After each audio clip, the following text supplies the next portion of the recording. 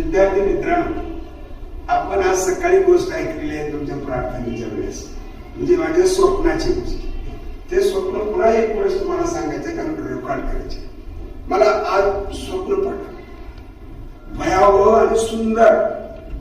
सुंदर यासाठी की मी शाळेमध्ये आहे, प्रार्थना चालू आहे, बसायला चालू आहे, सगळे मुलं खुश एकदम शांत अशा पद्धतीनं ते बसायला म्हणत आहे. एवढा आनंद मीही त्या आनंदामध्ये तेथील आणि एवढा आनंद मिळत आहे म्हणून मी तेवढ्यात खटकन दार वाजलो आणि दारात गेटवर यमराज होते.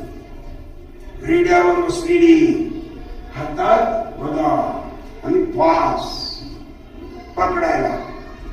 हे काय आमच्या ह्याची कस काही हिंमत झाली म्हणून मी अरे राग म्हणून काय यमराज कोणासाठी आला तुम्ही काय मी तुमच्यासाठी जावं माझ्यासाठी.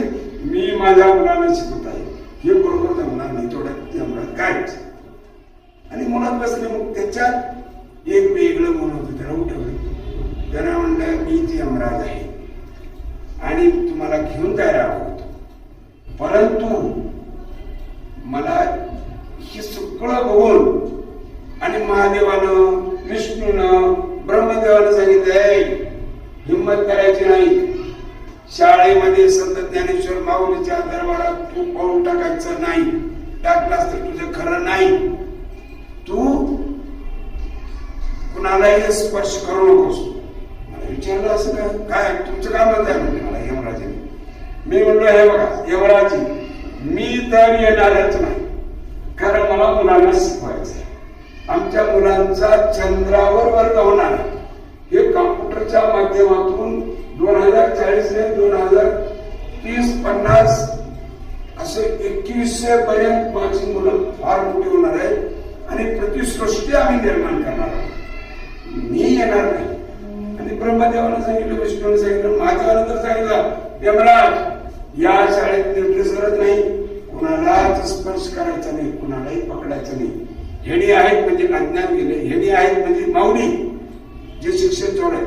तर दारिद्र्य गेलं, रोगराई गेली, मृत्यू गेला, सगळा आनंदी आनंद आहे.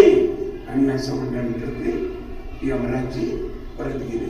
फक्त आपल्याला चांगलं शिकायचं आहे, दिव्य भव्य शिकायचं आहे, एवढंच मला त्यांनी सांगितले. शिकणार तुम्ही? नक्की? धन्यवाद. आम्ही माऊली शाळेचे कॉम्प्युटर शिकू.